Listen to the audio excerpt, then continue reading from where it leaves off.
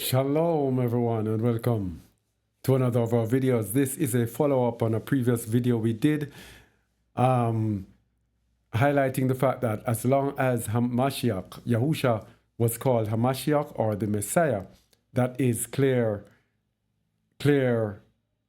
instructions, clear evidence that he is not Yahuwah, that he is the Messiah, the anointed one who was anointed by Yahuwah.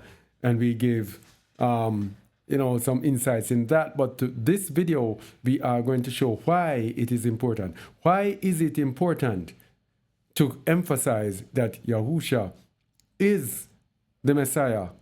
He is the son of Yahuwah, and that he is not Yahuwah. This is what we're going to show, because it might sound like you're going over. It has to do with idolatry. It has to do with the spirit of anti-Messiah.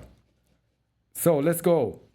1 John 2:21 says, I have not written unto you because ye know not the truth, but because ye know it, and that no lie is in the truth.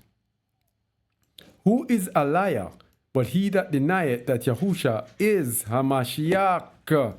He is anti-Messiah that denieth the Father and the Son. Now this might sound, like it doesn't make any difference to some people. Oh, I do not deny that he is the Messiah.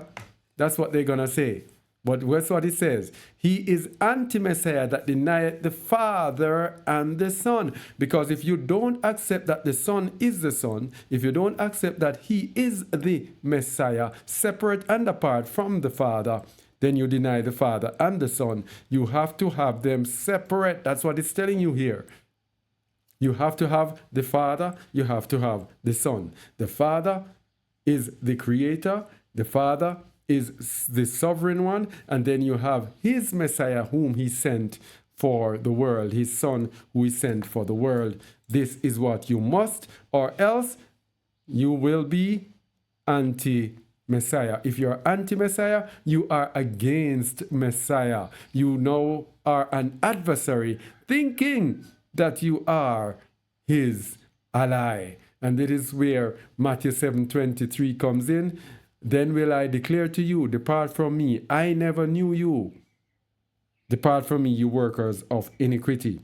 All right, so verse 24 says, the 23, whosoever denieth the Son, the same hath not the Father, but he that acknowledgeth the Son hath the Father also. This was inputted. So whosoever denieth the Son, the same hath not the Father. So if you deny the Son as being the Son, you don't have the Father. And don't tell me that you accept that he's the Son and he's the Father. How can he be the Son and then be the Father? That is a fallacy.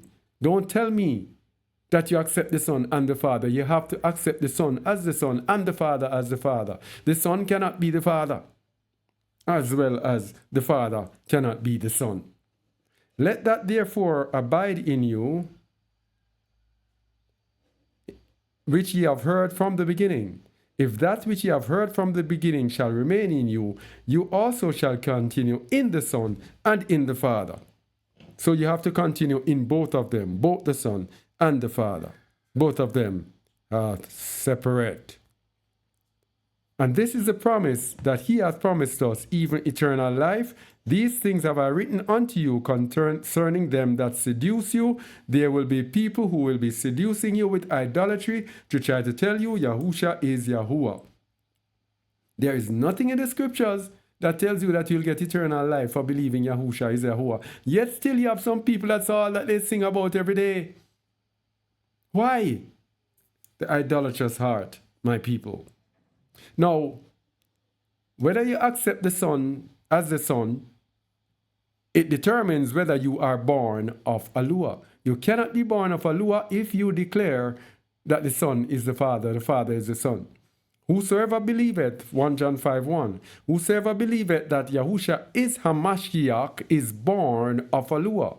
And everyone that loveth him that begat, loveth him also that is begotten of him. Begotten of him means he is the Son, he is below him, he is the Father. That's why Hamashiach said, there's none good. Why do you call me good? There's none good but one. That is Yahuwah. One good. So Yahuwah is the Father. Hamashiach is the Son. That is how you overcome the world if you believe that Yahusha. Whosoever believes that Yahusha is Hamashiach is born of Yahuwah. And then it goes along to say, for whatsoever is born of Yahuwah overcometh the world. And this is a victory that overcometh the world, even our emunah. Our emunah makes us believe in the Son and the Father's power and ability to raise this Son from the dead. So we look for our hope also of being raised from the dead, as the Father raised a man, his Son, from the dead. If he raised a God from the dead, yes, if he raised a man, if someone was not a man from the dead, it's nothing great.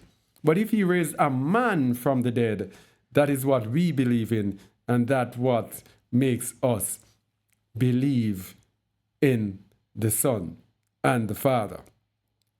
So John confessed that this is why he wrote the good news of John. John 20 verse 30.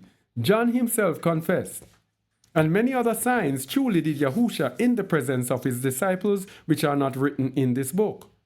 But these are written that ye might believe that Yahusha is Hamashiach, the Son of Yahuwah, and that believing you might have life through his name. This should end it. I don't think I need to go any further. This is it. These are written. He wrote the entire book of John. And we know in John 1 it says, in the beginning was the Word, and the Word was Yahuwah, and the Word was Yahuwah, and the Word was Yahuwah. And everybody says, the Christians say, oh, that means he is God. No, but they didn't look at 20.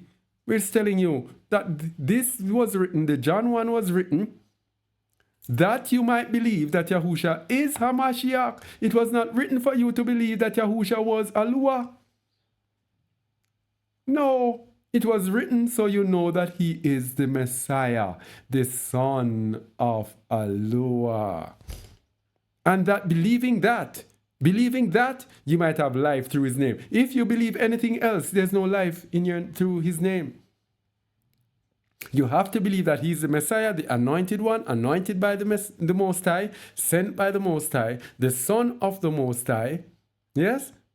That, when you believe that you have life through his name. So you see the importance now of why we have to emphasize Yahusha being separate but the same as his Father. Yes, it was a man who had the full power of Ruach HaKadosh in him, John 3:34, which was given to him. If you look at these things, that's why it says precept must be upon precept, line upon line upon line, here a little, there a little. John 3:34 tells us this, for he whom Yahuwah had sent, who is Hamashiach, speaketh the words of Yahuwah, for Yahuwah giveth not the Ruach by measure unto him. In other words, the Most High gave him the full measure of his Ruach. So when he speaks the words of Yahuwah. That's it, people. It's not that he was Yahuwah. It's that he was given the full measure of Yahuwah's Ruach, which was in him. And that Ruach being in him made him speak the words of Yahuwah. Thank you, people, for listening. Thank you for those who are hearing the word. And please do something with this. Share it with someone, all right? And it will also be on Jaw Radio as well. Thank you all for being with us. And shalom.